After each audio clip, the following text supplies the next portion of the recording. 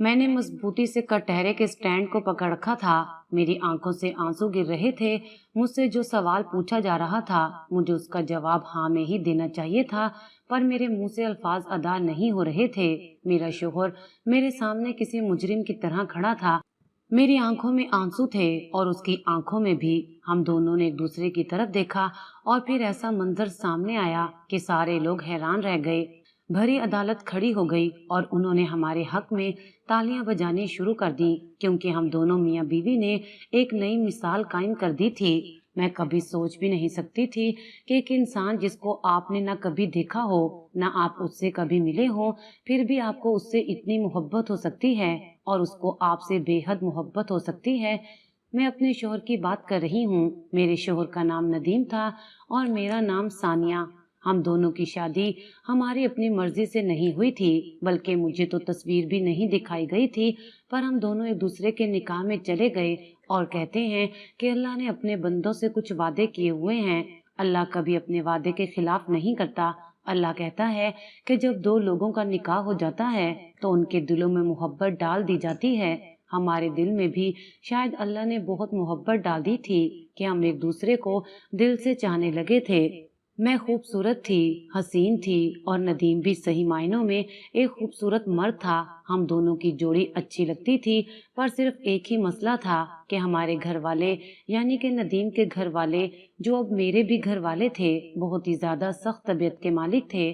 उनको मियाँ बीवी का एक दूसरे के पास खड़ा होना भी अच्छा नहीं लगता था। मुझे नदीम ने कहा कि इस कमरे में हम एक दूसरे के साथ ऐसे ही रहेंगे कि जैसे हमने एक दूसरे से मोहब्बत की शादी की है, लेकिन इस कमरे के बाहर हम एक दूसरे के साथ ऐसे पेश आना है कि जैसे हम एक दूसरे को जानते भी नहीं हैं। मैंने कहा कि आपको ये सब कुछ अजीब नहीं लगता? उसने कहा कि ये अजीब है, लेकिन हमें इस तरह रहना होगा। ये जॉइंट फैमिली है और फिलहाल मैं यहाँ से निकल नहीं सकता, पर मैं तुमसे वादा करता हूँ कि मैं सारी जिंदगी तुम्हें यहाँ नहीं रखूंगा, क्योंकि मेरे सामने मेरे भाई की मिसाल है। मैंने कहा कि क्यों, उनके साथ क्या हुआ था? मुझे पता था कि मेरे शोहर का एक बड़ा भाई था, लेकिन वो लोग उनसे अलग रहते थे और वो लोग शादी में भी नहीं आए थे। शायद उसका बड़ा भाई निकाह के वक्त बैठा था, लेकिन आधे घंटे के बाद वापस चला गया था। उसकी बीवी भी नहीं आई थी। मेरे शोहर ने कहा कि वो मैं तुम्हें बाद में बताऊंगा कि उनके साथ क्या हुआ। बस तुम इसी तरह पेश आना जैसे मैं कह रहा हूँ। सबके सामने मेरा नाम नहीं लेना, मुझे पुकारना नहीं और मेरे से बात तक करने की कोशिश भी ना करना या मेरे साथ बैठने की। बस तुम ऐसे पेश आना जैसे मैं तुम्हें नजर ही नहीं आ रहा हूँ। जब एक लड़की की शादी होती है, वो किसी और घर में आ जाती है, तो उसके लिए बहुत सारी बातें ही नई और अजीबो गरीब होती हैं। लेकिन यहाँ पर तो मामला ये था कि मुझे वाकई में एक ऐसी बात बता दी गई थी जो बहुत ही अजीब लग रही थी। मेरी सास ने और मेरे ससुर ने इस घर को पूरी तरह से अपने काबू में किया हुआ था। उन्होंने कुछ असूल, कुछ ज़ाब्ते, कुछ कानून बना रखे थे जिसके ऊपर वो अमल करवाते थे। इस घर में मेरी एक और देवरानी भी रहती थी। उसकी शादी भी मेरे साथ ही हुई थी। हम दोनों इस घर की नई बहुएं थी।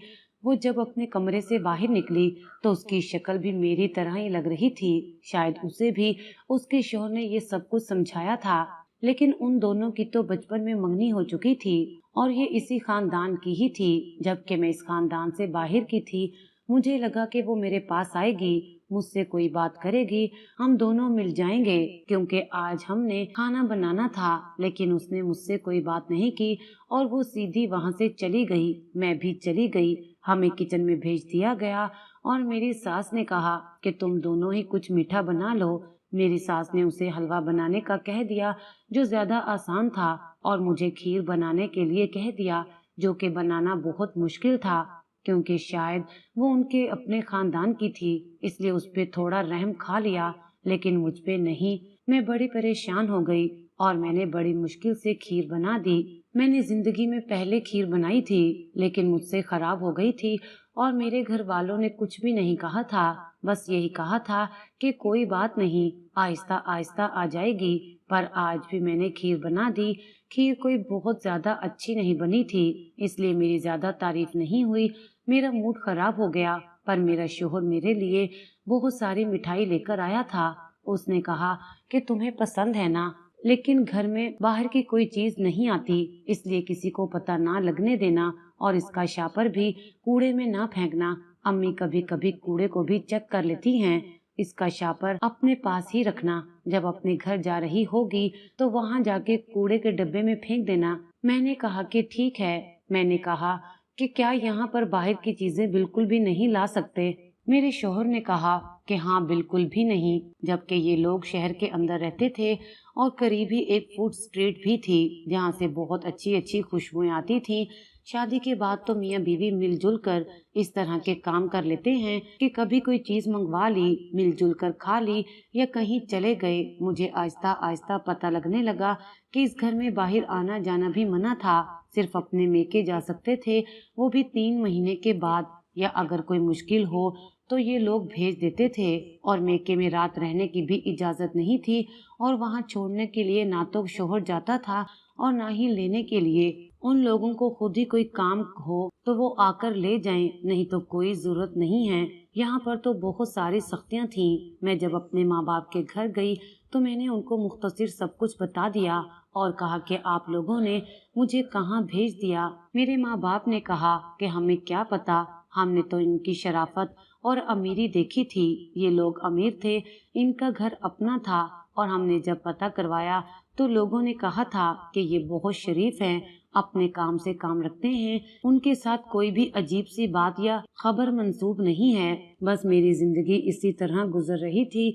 इसके अलावा ये लोग घर में डिश, टीवी या कंप्यूटर रखने भी नहीं देते थे, और अगर आपने अपना पर्सनल मोबाइल रखा हुआ है तो उसको भी आप बाहर इस्तेमाल नहीं कर सकते, यानी अपने कमरे से बाहर सबके सामने इस्तेमाल नहीं कर सकते थे। मेरे शौहर ने कहा कि तुमने मोबाइल रखा है, मैं तुम्हें मना नहीं करता, लेकिन तुम सबके सामने इस्तेमाल नहीं करना और पूरा दिन इसको साइलेंट पर ही लगा कर रखना, और अगर अम्मी से बात करो तो नीची आवाज में और अपने कमरे के अंदर ही करना। मेरी दूसरी देवरानी ने तो मोबाइल भी नहीं रखा हुआ था। उसने इस्तेमाल करना चाहा तो उन लोगों ने मना कर दिया। उसके बाद उसने रखना ही छोड़ दिया। मुझे ये पाबंदियां कुछ अजीब सी लग रही थी, क्योंकि हमारे घर में ऐसी कोई पाबंदी नहीं थी। अब मुझे कुछ ज्यादा ही अजीब लग रहा था, यहाँ तक कि मैंने अपने शोहर से शिकायत करनी शुरू कर दी। मैंने कहा कि आपके माँ बाप ने अपनी जिंदगी जी ली है, अब वो हमारे ऊपर पाबंदियां लगाना चाहते हैं। इस तरह के असूल बनाकर वो हमारी जिंदगी को घुटन का शिकार बना रहे हैं। इस तरह तो हम घुट घुट कर मर जाएंगे। मेरे शौहर ने कहा कि हमारी मोहब्बत की शादी नहीं हुई। जो मैंने तुमसे पहले झूठ बोला कि मेरे माँ बाप तो बहुत अच्छे हैं, यहाँ पर इसी तरह होता है, और तुम्हारे माँ बाप को ये बातें बताई गई थी, लेकिन कुछ बातें ऐसी होती हैं जो साथ रहने पर भी पता चलती हैं। मुझे माफ कर दो, मैं तुमसे माजरत चाहता हूँ, लेकिन मैं कुछ नहीं कर सकता हूँ। तुम्हें ये सब कुछ बर्दाश्त करना होगा। मैं सिर्फ इतना कर सकता हूँ कि तुम्हें इस घर से लेकर चला जाऊं, लेकिन वो अभी नहीं होने वाला, इसमें वक्त लगेगा। मैं अभी इस काबिल नहीं हूँ, क्योंकि फिर ये पाबंदियां तो खत्म हो जाएंगी, लेकिन कुछ ऐसे मसले मसाइल शुरू हो जाएंगे जो इससे भी ज्यादा बुरे होंगे, और तुम फिर से मुझसे ही शिकायत करोगी। इसलिए बस सब्र से काम लो। हमसे पहले इस घर में एक बहू थी, लेकिन वो इस घर से जा चुकी थी, और अब मैं और मेरी देवरानी इस घर की नई बहुएं थी। हमारी शादी को 2 हफ्ते गुजरे तो उन्होंने हमारे काम आपस में बांट दिए। इस घर के इतने सारे काम थे कि हम दोनों में काम बांट देने के बावजूद भी हम दोनों पे बहुत बोझ था। अब हमें घर के काम भी करने थे। हमारी शादी का शुरू का अरसा गुजर चुका था, जिसमें दुल्हन को शहजादी बना के रखा जाता है, उसके बाद तो वो नौकरानी बन जाती है, और हम दोनों के साथ भी यही हो रहा था। मैं बहुत थक जाती थी, मुझे गुस्सा आता था, मैं चिड़चिड़ी हो गई थी, अपने शोहर के साथ लड़ाई झगड़ा करने लगती थी।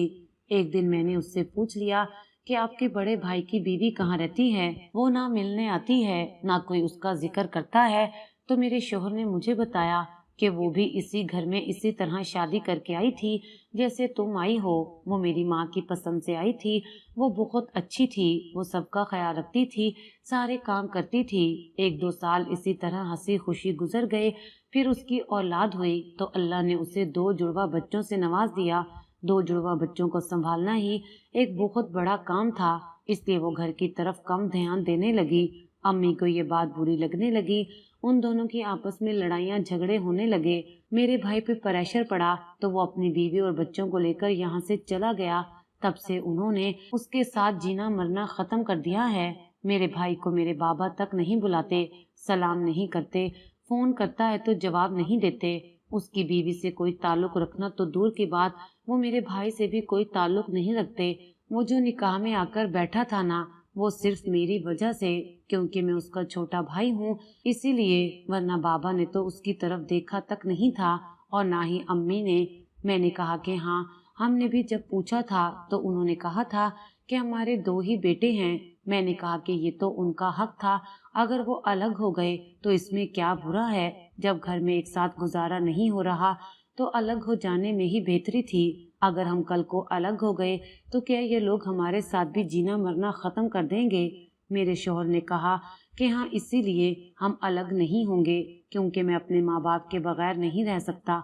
जैसे जैसे शादी के दिन गुजर रहे थे, मेरे शौहर का रवैया भी बदलने लगा था।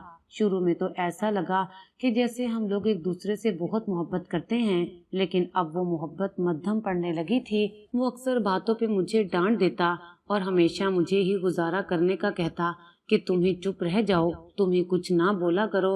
मेरी देवरानी मेरी सास की बड़ी चहेती थी। उनको उसकी कोई बात बुरी नहीं लगती थी, लेकिन वो मेरी हर बात में नुक्स निकालती थी। मेरे पकाए हुए खाने को बुरा कहती थी कि तुमने ठीक से काम नहीं किया, फ्रिज साफ नहीं किया। अभी तक मैंने अपनी सास से कोई बदतमीजी नहीं की थी, लेकिन कहते हैं कि एक न एक दिन इंसान फट्टी पड़ता है, और मेरे साथ भी ऐसा ही हो गया। मैंने अपनी सास से कह दिया कि आप नाइंसाफी करती हैं, आप सुमेरा के साथ बहुत अच्छे तरीके से पेश आती हैं, जबकि मेरे साथ नहीं, क्योंकि वो आपके खानदान की है और मैं पराई हूँ। मैं तो सारी जिंदगी कुछ भी कर लूँ, पराई ही रहूंगी ना। बस मैंने यही अल्फाज बोले थे कि मेरी सास ने मेरे शोहर के न जाने कैसे कान भरे कि जब वो कमरे में आया तो मुझसे लड़ाई झगड़ा करने लगा और उसने मुझ पर हाथ भी उठा दिया। कहते हैं कि एक दफा शोहर का हाथ उठ जाए तो फिर रुकता नहीं है। मैं हैरान रह गई थी। ऐसी बहुत सी मिसालें मैंने भी देखी थी। औरतें कहती थी कि शोहर 1-2 थप्पड़ लगा भी ले तो इस बात का बुरा नहीं मानना चाहिए, उसका मकाम बड़ा है, वो साथ रहता है तो गुस्सा भी आता है और गुस्से में इंसान कुछ भी करता है।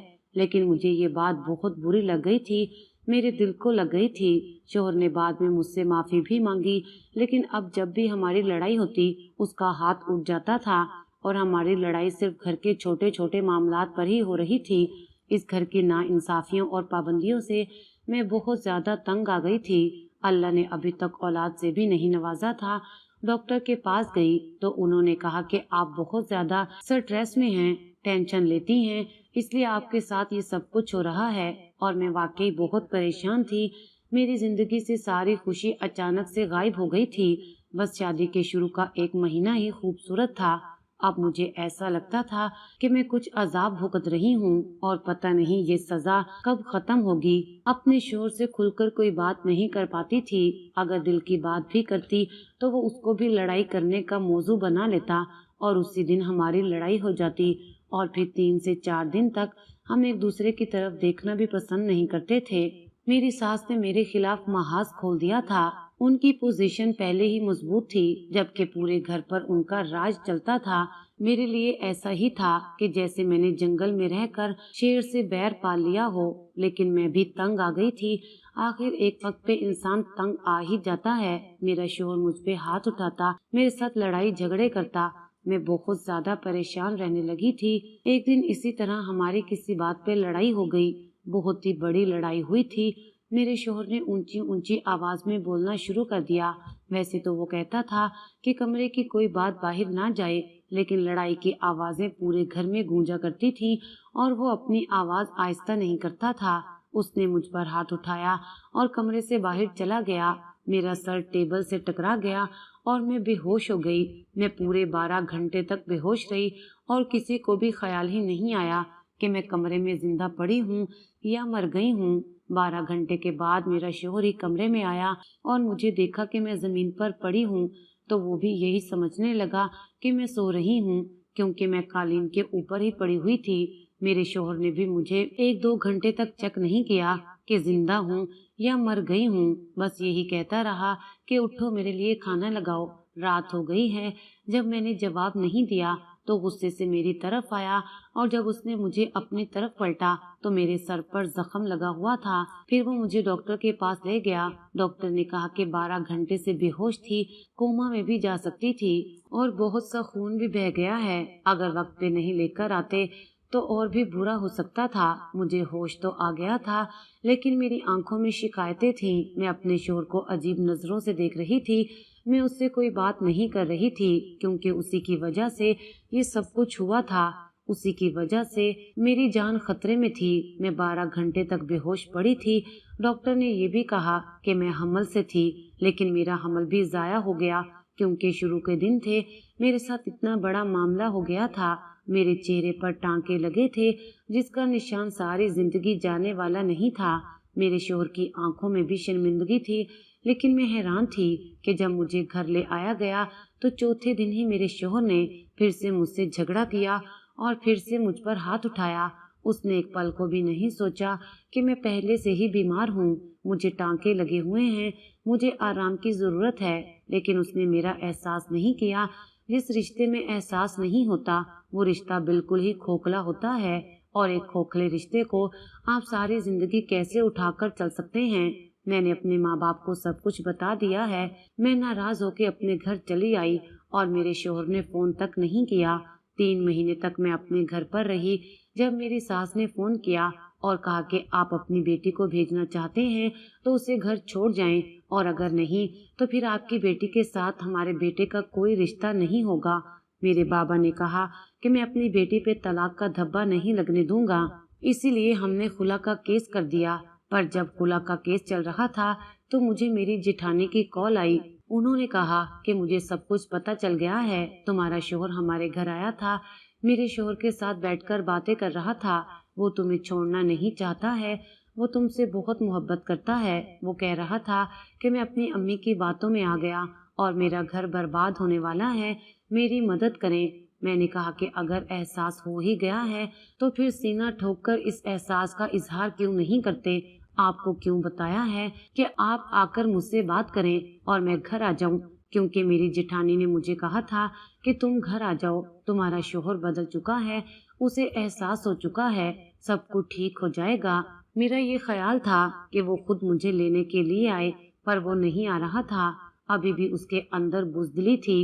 अभी भी वो हमारे रिश्ते को बचाने के लिए थोड़ी सी हिम्मत नहीं करना चाहता था। तो बात अदालत तक चली गई, जहाँ पर मुझसे ये पूछा जा रहा था कि मैं खुला क्यों लेना चाहती हूँ। बस मुझे एक वजह बतानी थी।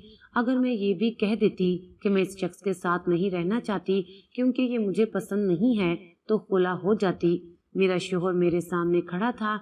हम दोनों एक दूसरे के सामने खड़े थे। उसकी आंखों में भी आंसू थे और मेरी आंखों में भी। हम शायद वही सारे लम्हात याद कर रहे थे जो हमने एक दूसरे के साथ गुजारे। किसकी गलती थी कि हम आज इस मकाम पर पहुंच गए थे? क्या हम एक दूसरे के लिए बुरे थे, या हम लोगों को एक दूसरे से मसला था? नहीं, ये सब कुछ मेरी सास का किया धरा था। उन्होंने ही अपने बेटे का घर बर्बाद किया था और आज हमारा रिश्ता इस मकाम पर पहुंच गया था। मुझसे जज साहब ने पूछा कि क्या आप इस शख्स के साथ नहीं रहना चाहती? मेरी आंखों से आंसू ऐसे गिर रहे थे जैसे किसी सीप में से मोती उंडेले जा रहे हों। मेरा शोहर भी रो रहा था। वो भी आज अपने आंसू न रोक पाया।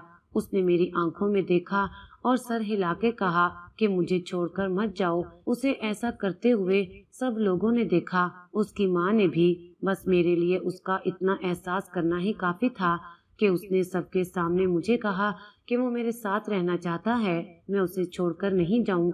बस मैंने कह दिया कि मैं अलैदगी नहीं चाहती, इस आदमी के साथ ही रहना चाहती हूँ। मेरा शोहर फौरन मेरे पास आया और उसने सबके सामने मेरा हाथ पकड़ा और कहा कि मैं भी तुम्हें नहीं छोड़ना चाहता और सारी जिंदगी तुम्हारे साथ गुजारना चाहता हूँ। ये मंजर जब मेरी सास ने देखा तो अपने कानों को हाथ लगाने लगी। क्यों, आखिर क्यों? क्या हम लोग कहीं से भाग कर आए थे? वो मेरा शोहर था। अगर उसने मेरा हाथ पकड़कर ये इजहार कर लिया कि मैं उसकी बीवी हूँ और वो सारी जिंदगी मेरे साथ रहना चाहता है, तो इसमें क्या मायूब बात थी? मैं अपने ससुराल वापस नहीं गई, बल्कि अपनी माँ के घर आ गई। मेरे शौहर ने मेरा सारा सामान पैक किया और अलग से एक घर लेकर वहां पर सामान सेट किया। उसके बाद वो मुझे लेने के लिए आया। उसने कहा कि मुझे माफ कर दो, मुझे एहसास हो गया है कि हमारा घर बर्बाद करने में मेरी माँ का हाथ था। मैंने तुम पर हाथ उठाया। वो मुझे ताने देती थी, कहती थी कि तुम किस किस्म के मर्द हो, अपनी बीवी को काबू में रखो, उस पे रोब जमाओ। लेकिन शुक्र है कि मैंने तुम्हें अपनी जिंदगी से नहीं निकाला और तुमने भी मुझे माफ कर दिया। आखिर में मैं इतना कहना चाहता हूँ कि अगर आपके घर में आपका बेटा शादी करता है और उसकी बीवी घर में आ जाती है तो उसका मतलब ये नहीं है कि आपका बेटा पराया हो गया है। बस उसकी जिंदगी में एक नया रिश्ता आ गया है जो उसकी जिम्मेदारी है। वो आपको धुतकारेगा नहीं, आपको छोड़कर नहीं चला जाएगा। आप उससे अपना रिश्ता खुद खराब कर लेंगे। अगर उसकी बीवी के साथ बुरा रवैया रखेंगे तो सब बर्बाद हो जाएगा। मेरी सास का पहला बेटा भी इसी तरह उनको छोड़कर चला गया और दूसरा बेटा भी। अब मेरी देवरानी और देवर रह गए थे और सुना था कि उनके मामलात भी आजकल खराब चल रहे थे और वो भी अलग होने की बातें कर रहे थे। मेरा सवाल सिर्फ इतना है कि जब सभी छोड़कर चले जाते तो फिर उनके पास क्या रह जाता? क्या ये बेहतर नहीं था कि वो अपने अंदर थोड़ी सी नरमी पैदा करें और मोहब्बत का मामला रखें तो घर भी बच्चा रहता और सब लोग हंसी खुशी एक ही घर में रहते। इसीलिए तमाम ऐसी औरतें जो सास बनने जा रही हैं तो ये बात जरूर याद रखें कि जो आपके घर में लड़की बहू बनकर आ रही है वो भी आपकी बेटी की तरह है। अगर बहू को बेटी बना लिया जाए और बहू भी बेटी बन जाए तो ये जिंदगी जन्नत हो जाए। कैसी लगी कहानी? कमेंट बॉक्स में लाजमी बताइएगा।